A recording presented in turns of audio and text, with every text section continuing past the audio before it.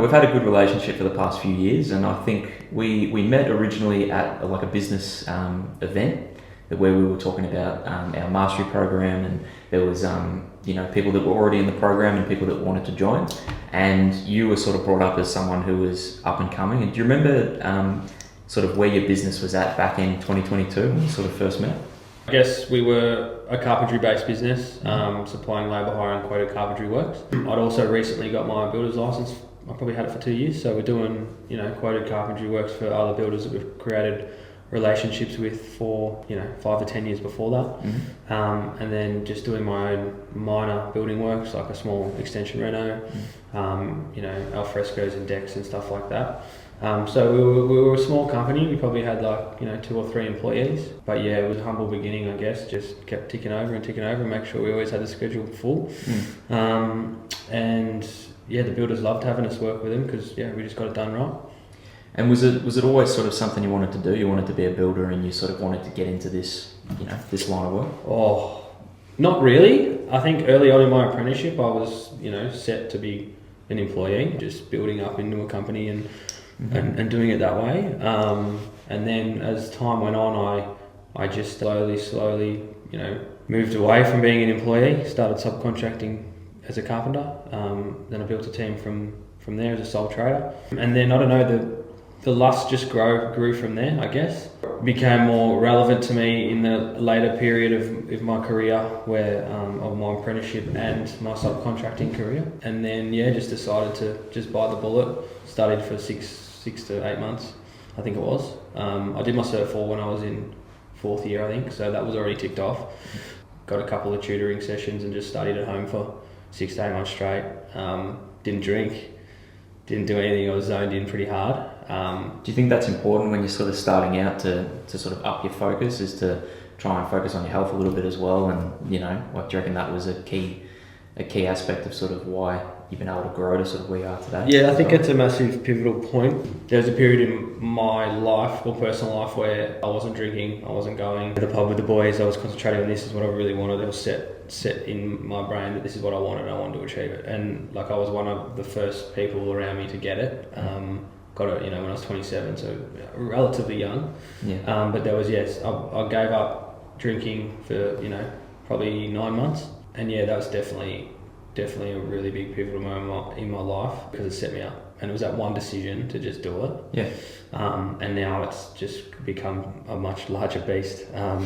We've got 13 guys on the team and running 5 to 6 jobs at once, all building work, ranging from 1.6 mil down to 450 in job cost. Just running a good team of guys. If you could give yourself, a younger self, some tradie advice, what's one piece of advice that you'd give?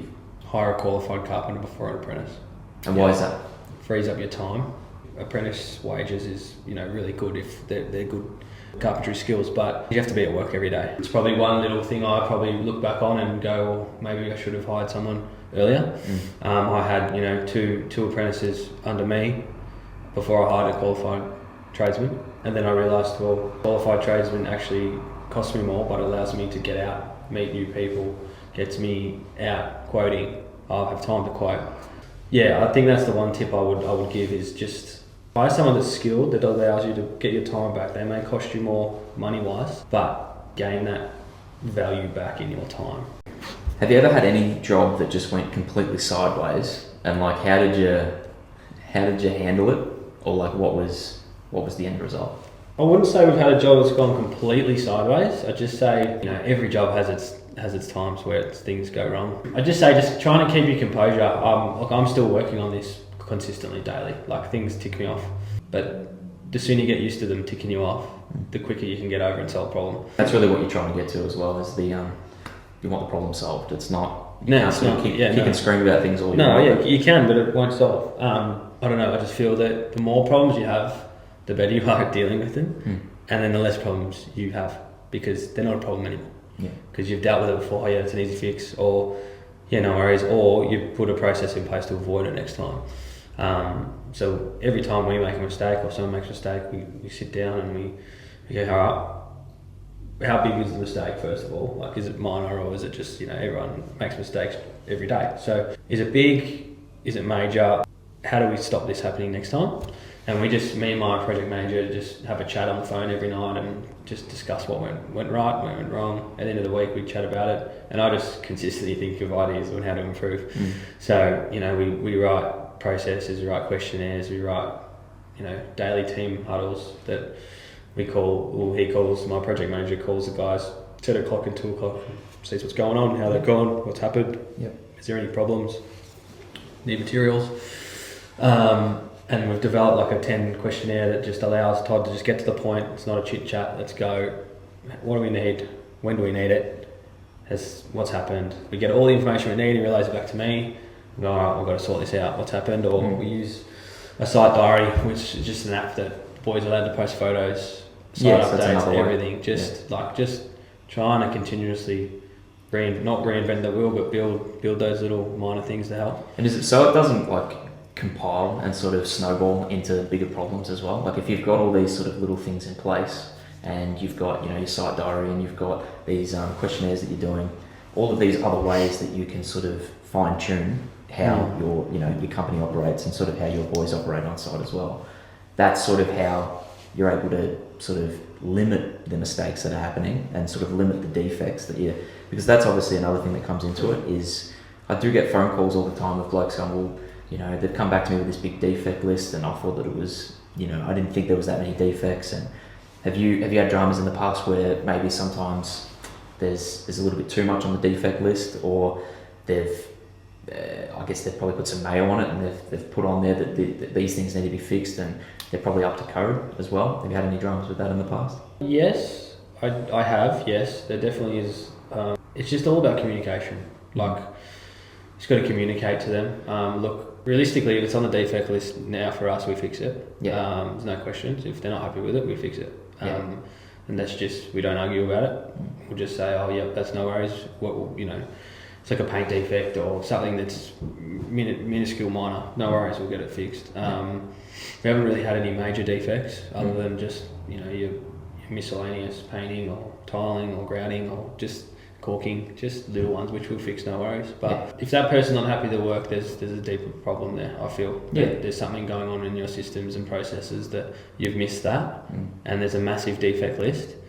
Well, I think you don't need to blame the person that's provided you the defect list. I think you need to go back and look at what's going on in your company. Have a look at the mirror. Okay. And go, all right, well, how are we going to avoid this next time? And I would just fix all the defects and keep a relationship strong. What do you think separates a good builder from a great one? Because there's probably plenty of good builders out there, but not many great ones. It's communication. You need to communicate with your clients, you need to communicate with your architects. You need to be readily available to answer questions, and you need to be looking at the documents and picking up any discrepancies. Learning that now, that's a major thing that I need to account for, is making sure that the plans are correct. Making sure communication is high on, if something changes on the plans, get involved variation, if it's a plus or minus. It needs to be documented. You need to take photos of everything you do, document that, and just set up site meetings with your clients and architects. Get them involved, get them out there, because that also helps with the defect list that you're talking about. Like, you could build something and get your client back at the end, and I don't like that. I wish I had the opportunity to look at this when it was like frame stage, or when you were just about the tile, or because that's multiple eyes help with this. Like, it's not just because you're the builder or you pick up everything. No, it's not. You got to swallow the ego and let other people view your work, and if they don't like it, well, we'll just discuss how to fix it and get it sorted. It's just all communication, reliability and trust, I feel. You need to be able to trust your builder. And look, we get emails every day, every afternoon about a couple of things the architect's changed or wants us to look at in further depth, and we go and do so, and we report back to them. Change tile spec, or they want to tile this room instead of floorboards. Like, little minuscule changes that may or may not affect the contract price, but involves us issuing some sort of change order that takes your time, and it needs to be done quickly, because otherwise it just gets missed. What about, are there any great builders that you look up to? Anyone that comes to mind, and what do you admire about them? I can't really pinpoint one, but there definitely is a few that I look up to. Beaumade builds. No. But I guess there's a few guys that are in the same position as me at the moment. We chat and we discuss problems, and also help out a few guys that are just coming through the ropes and learning as well. They reach out for some help, and yeah, I'll just let them pick my brains about a few things and make sure they get the info they need out of me. It only takes 10 minutes. It just gives you that good feeling of being able to help someone else as well. Let's talk about a little bit of the team culture stuff as well. What do you think makes the good team and helps them sort of stick together? I just think being an approachable boss. Look, there's a fine line of being an approachable boss and someone that's just trying to be really friendly with their team. I feel there's got to be that split. So you've got to have that boss role, and you've got to be approachable. And the boys can talk to you about things, and the boys, if they're not happy, they can come talk. But when you rock up to site, and maybe one of them's like piss farting around, they're Bo's on site, I've got to get back to work. Like that's the kind of environment that we have at Beaumade. I respect all my team members that are on my team. So you've got some hard, like I've seen your boys work on multiple jobs that we've done, the community work that we've done together, and they don't stuff around. They really they like to get stuck into it. And I've developed a team that want to be at work, enjoy coming to work. Like it has its days. We have our days where, as we said before, there's some mistakes or problems, but we've just learned to just deal with them, fix them. And the boys openly communicate them to me. We just talk through the problems and how we're going to fix it, what's the solution, how did it happen, why did it happen. Just ask all the fundamental questions that you might think are really minor, and what's the point, it's a mistake anyway, but just how you get your brain ticking on how to fix these things, because I'm sure it's happening to every building and construction company around Australia, around the world. How you deal with it, how you adapt to those things happening, and then just making sure your boys are learning, so they're not just coming to work and being a carpenter or being an apprentice. They're developing their skills. They've got a plan in place to develop their skills and where they should be in 3 to 6, 9 months. 3, 6, 9, 12. I guess. So you do a bit of goal setting with them as well? Yeah, we do development plans every 6 months where we set the boys up with 3, 6, 9 or 3, 6, 12 goals. So I want you to be here in 12 months. I want you to be doing this in 3, this in 6. So you can at least track sort of where they're at, and they're setting them up themselves as well. Yeah, and we review it every second week of every month in our team meetings. We just let the boys go around in a Zoom call, and I just ask them to answer 3 questions. The question is, how have you progressed this month? What have you progressed with? And what still needs working on? And they openly say what they think, and then I'll chime in and let them know if that's correct or we need to work on this. Or it's in front of everyone, so I don't know, it's just like another skill that the boys learn of talking in front of people and discussing what's going on in their career, because it's different to the guy sitting next to them. Yeah, they're at different stages. Every single one of them's at different stages of their career. I've got guys from, one guy is around 40, and then I've got guys down to 21. So they're just different stages of their career and different stages of development. What I did want to talk about was the other day we had a chat on the phone, and we needed to sort out some tool insurance. So what was the experience there? And sort of we've obviously got our fantastic sponsor IMA Insurance, who has been kind enough to we've been looking after our members for probably, I think it's about 4 or 5 years now. We've been in partnership with IMA, and so what was the situation there for your boys? I think it came out of conversation with them about tool insurance and a financial year sort of. I think Riley called me and said, I need to get some tool insurance. Do you know anyone? And I said, just let me speak to Maddie, and I'm pretty sure they'll have someone for us. I sent you an email, I called you. I think I called you first. And then you sorted it out in like 8 minutes. Sent it straight off an email, and then I think I reached out to all the boys the next day, which was awesome. And they were all super stoked because a few of them were struggling to find someone that would. Because I know, tool theft is massive at the moment. So it's huge. I think a few guys were finding it hard and just running the risk without any, to be honest. A few of the boys drive company cars, so they'd be lucky because it would come under my insurance. But a few of them, you need to get your tools insurance. Why do you think tool insurance is important for young chippies, like apprentices, young qualifieds? Because so many people just forego it and they say, look... I forgoed it, and I got my car stolen and lost about 25 grand worth of tools when I was 21. Yeah, well, so that'll teach you I think it happens to everyone at least once. So if it hasn't happened to you yet, it will. And it's not even that expensive. It's tax deductible.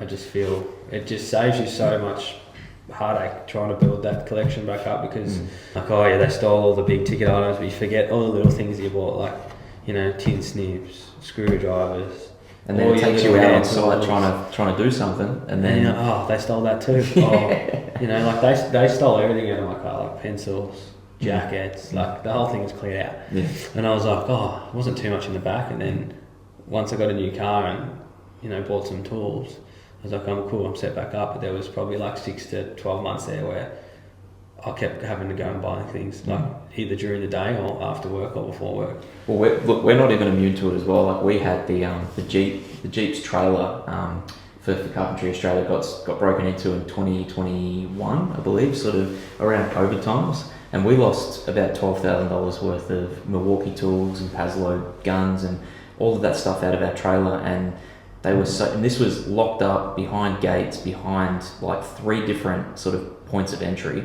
and they still found a way to get into it and knock everything off.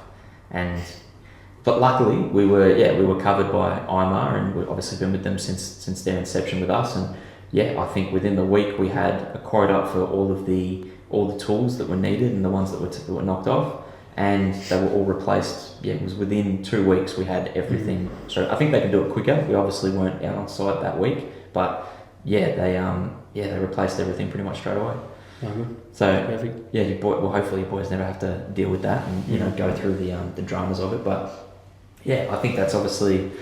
I was speaking to a member the other day, and he was just telling me that he's not too concerned about it because the tools are paid for. He goes, I've already earned that money back, and if they get stolen, they get stolen. It's a very blasé way to think about it, but yeah, it's better to be protected. What do you think keeps you motivated after all these years? Because you've been in the game for a little while. I think just the consistent drive to just run a successful business and the freedom it can provide to myself and also some of my team for the future. I'm really keen on taking the team that's with me at the moment on the ride with Beaumade. So there's a couple of individuals in the team that are very close and have worked for me for a while. Just know our ins and outs like the back of the hand. They do very well for their age, and also are starting to show signs of leadership and management, and not just doing the carpentry side, making sure that subcontractors are doing their job properly, making sure they're set up, ready to go, making sure we've got everything sorted. So just, I guess just being able to run a successful business that doesn't involve me in the day-to-day, where I can not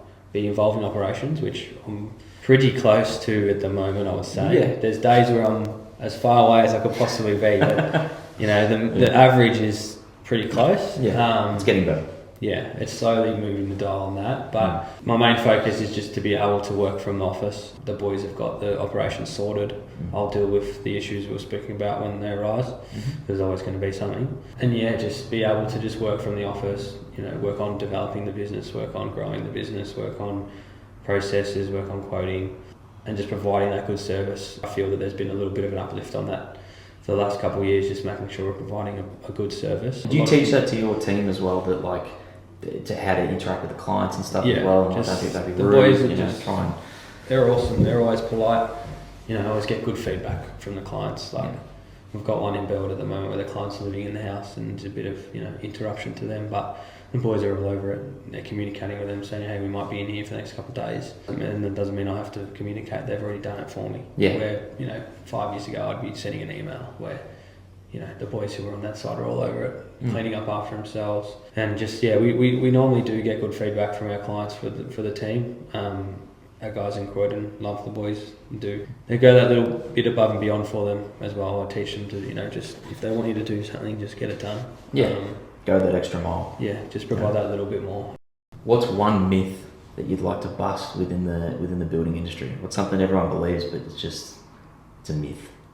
I just feel that, you know, majority of people in schools and stuff sometimes are giving the wrong perception of which way to go, and I feel the schools don't teach it enough. I was lucky enough to go to a private school, and there's never any talk about trade or trade options. It's get into uni, get a high A score, go to uni. But I didn't really do too well at school.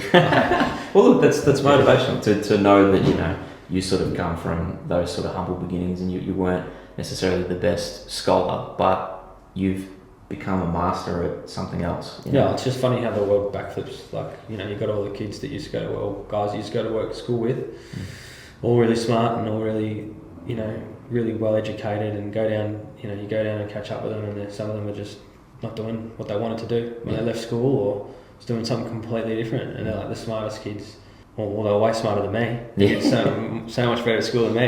Yeah. And it's like, it's just the path you take. I just feel, just take a chance on a trade sometimes. If you feel that you're good with working with your hands, and there's that opportunity of just being an employee as well as having the risk of running your own company. You can go two ways. There's a lot of opportunity for that. I feel there's just a lot more opportunity in trade based. Yeah.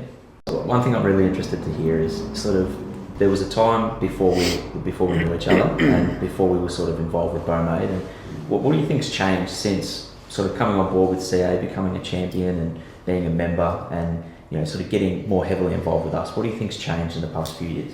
I've had some bad days, and I'll call Nath or I'll call you just to discuss about it. Just tell you what's going on. Nath loves to hear about bad days. And we just talk through it, and you guys support me through that maybe 20-minute incident of, having a meltdown. Yeah. And we get through it, and then we move on. And, I think Nath said to me last time I called him, he's like, just get up, go to work tomorrow, see what happens. And then tomorrow is just like so much better than what it was, that day I had a meltdown. So I guess it's just good to have another couple of brains about to, issues that are going on, and just get the issues out of my head, and just lean in on. Also just with the relationship we've had with Glencoe as well. They do all our steel trusses and timber stuff, prefab. Yep. Great relationship there with a few of the guys there now too, which is cool. And just supporting others, doing the helping hand days. Like, never would have ever, like 5-6 years ago, think of doing anything like that. Like, it's just. And you did it so well. Try to. But just helping other people out and jumping out of my skin to do that now, where, I remember you asking me the first couple of times, and I was like, oh yeah, we'll do it. But now it's like, when's the next one? Let's do it again. And being able to provide that opportunity to the boys, for them to go there and, not have to worry about anything, just go and help these people out that need help. Yeah. Use your skills. Let's get started. And that's just something that we want to be a part of for the future. Just the relationships created from CA, the opportunities you guys provide us, and just the people that we've been able to make friendships with that are involved in CA too, like a couple of other trades businesses. Good mates with Michael from 93 Group now, who Great bloke. Yeah, just helping him through a few things, and we have a chat every now and then, and he comes in the office and we work through things. And then just a few of the other guys that are involved as well. We love what you do, and it's been a pleasure to watch the past couple of years, and I know we'll obviously keep it up. But whereabouts can, like, if anyone out there's watching, listening, where can people find you, and sort of what's the best way to contact you? Probably the best way is either through our website or through Instagram. We've got a pretty heavily managed social media at the moment, so you can direct message us through that, or just send us an email from the email on the Instagram or website, or the direct message form on our website. And we'll put it up. I think it's at Beaumade Builds. Is it just one word? At Beaumade Builds? The website? Yeah, the website's beaumadebuilds.com.au. Yeah, and then the Insta is... The Instagram handle, I think, is, beaumade.builds. Okay, yeah, that's it. I can't even remember. That's right. Thanks for coming in, man. And No worries. Always been a part of everything. It's a pleasure. Thank you. It's a pleasure.